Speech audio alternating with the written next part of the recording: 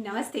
अब मैं आपको बताने जा रही हूँ, अभी तक तो मेरा जो भी वीडियो था वो था कि मेटल से रिलेटेड था कि आपको क्या-क्या खरीदना है अगर आप मेटल की कोई चीज़ लेते हैं धनतेरस पे। अब मैं बताने जा रही हूँ, कोई ज़रूरी नहीं है कि आप सोना-चांदी ही या तो मेटल की ही कोई चीज़ खरीदिए धनतेरस पे। कुछ चीज़ें ऐसी भी हैं जो कि हैं तो बहुत छोटी-छोटी सी, लेकिन वो बहुत ज़रूरी होती हैं लेनी। तो फिर वो क्या है, मैं आपको विस्तार से बताती हूँ। सबसे पहले तो आप लक्ष्मी गणेश जी की मूर्ति लीजिए। ये धनतेरस के दिन ही खरीदी जाती है, और जबकि इसकी जो पूजा होती है विधि विधान से, वो दिवाली की रात्रि में होती है। अमावस्या तो दीपावली को ही होती है, तो दीपावली की रात्रि में ही धनतेरस को खरीदे गए लक्ष्मी गणेश की पूजा होती है। और लक्ष्मी गणेश के साथ साथ कुबेर जी की भी मूर्ति खरीदी जाती है। और ज़्यादातर तो जो सही होती है वो लक्ष्मी गणेश और कुबेर जी की जो कच्ची मिट्टी की मूर्ति होती है वही सही होती है। लेकिन कुछ लोग होते हैं जो कि धातु की भी मूर्तियाँ खरीदते हैं, है ना, तो वो भी सही है। तो जिसके पास धातु की मूर्ति है वो उसको उसी की पूजा करे। लेकिन जो लोग मिट्टी की मूर्ति लेते हैं वो हर साल खरीदते हैं, और फिर जब अगली दिवाली, जैसे कि मैंने पिछली दिवाली पे जो लक्ष्मी गणेश और कुबेर जी की मूर्ति खरीदी थी, वो इस दिवाली तक तो रहेगी, लेकिन दिवाली पे जब हम नए लक्ष्मी गणेश जी की पूजा कर लेंगे तो इस साल खरीदे हुए लक्ष्मी गणेश जी को मंदिर में स्थापित कर देंगे।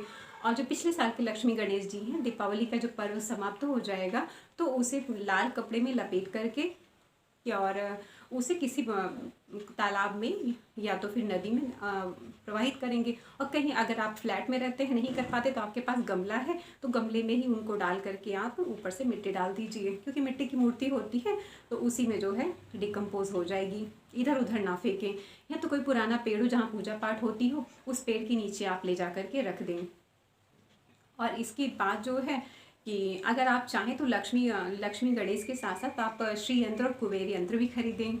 और आप जो है दो जोड़ा, मतलब एक जोड़े में दो पैर होते हैं, दो जोड़ा लक्ष्मी पद आता है, लक्ष्मी जी के चरण आते हैं सिंबॉलिक, वो आप खरीद लें। एक तो सबसे पहले आप अपने मेन गेट पे इस तरह से लगाएं कि लक्ष्मी जी आपके घर में प्रवेश करती हुई दिखें।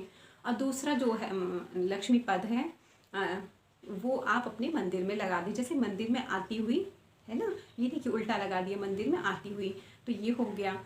और कमल गट्टे, दिवाली की जो हम पूजा करते हैं उसमें कमल गट्टे रखना बहुत ज़रूरी है। कमल के जो बीज होते हैं, आप किसी भी पूजा पाठ की दुकान पे सामान लेने जाएंगे तो वहाँ कमल के बीज आपको मिल जाएंगे। तो आप 5 बीज आप ले लीजिएगा जो कि आपको पूजा में रखने के काम आएंगे। इसके बाद गोमती चक्र होता है, वो भी आपको पूजा पाठ की दुकान पे मिल जाएगा। गोमती चक्र 11 आप लीजिएगा, वो भी पूजा में रखिएगा दीपावली की। लेकिन खरीदना आपको ये सारी चीज़ें धनतेरस को ही है। उसके बाद है कौड़ी आती है, दुकान पे आप बोलेंगे तो आपको कौड़ी मिल जाएगी। 11 कौड़ी लीजिएगा। गोमती चक्र और कौड़ी खरीदते समय ये ध्यान रखिएगा कहीं से ये टूटी ना हो, हाथ में लेके देखते रहिएगा, 11 होनी चाहिए। और कौड़ी मैं आपको बताती हूँ, कौड़ी पीली भी आती है, सफ़ेद भी आती है। तो ये आप पे निर्भर करता है कि आप पीली लें चाहे सफ़ेद लें। पीली मिल जाए तो बहुत अच्छा है, नहीं तो सफ़ेद भी अच्छा है।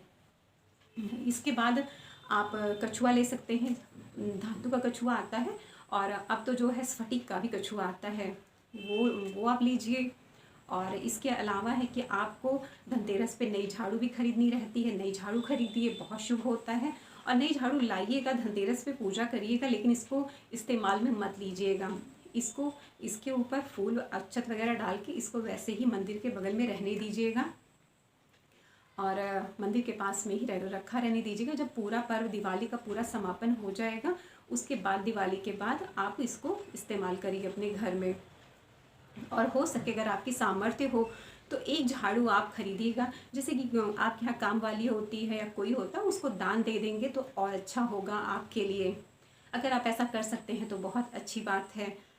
और धनतेरस के दिन आप खड़ी हल्दी खरीदें तो भी बहुत अच्छा होता है। 5 गांठ हल्दी जो होती है, आप खड़ी हल्दी 5 गांठ लीजिए, बहुत अच्छा होता है।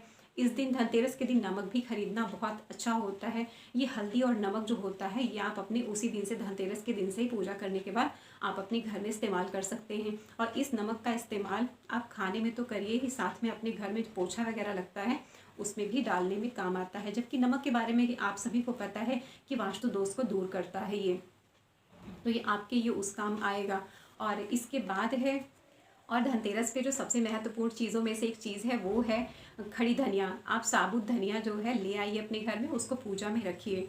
पूजा में रखने के बाद जब दिवाली का ये 5 दिन का पर्व समाप्त हो जाता है तो उस धनिया का करना क्या है, उस धनिया को आपके यहाँ क्यारी है, अगर आपका खुद का मकान है क्यारी है तो क्यारी में आप डाल दीजिए, कुछ दिन बाद वो उग आएगा। और या तो गमला है तो आप गमले में डाल दीजिए, वो उग जाएगा। और पता है आपका धनिया की ग्रोथ कैसी है, उससे आपको पता चलेगा कि आपका जो आने वाला साल है वो किस तरह से ऊंचाई पे आपको ले जाएगा। अगर खूब घनी घनी सी खूब अच्छी ग्रोथ हो रही है तो फिर ये आपके लिए सौभाग्यशाली है। कुछ चीज़ें होती हैं वो सूचक होती हैं हमारे भविष्य के लिए, तो हाँ ये उसी की तरह से काम करता है। तो और भी सारी चीज़ें मैं आपको बताऊँगी, तो इनमें से जो चीज़ आप आसानी से ले पाएँ वो चीज़ें आप ज़रूर खरीदें। नमस्ते।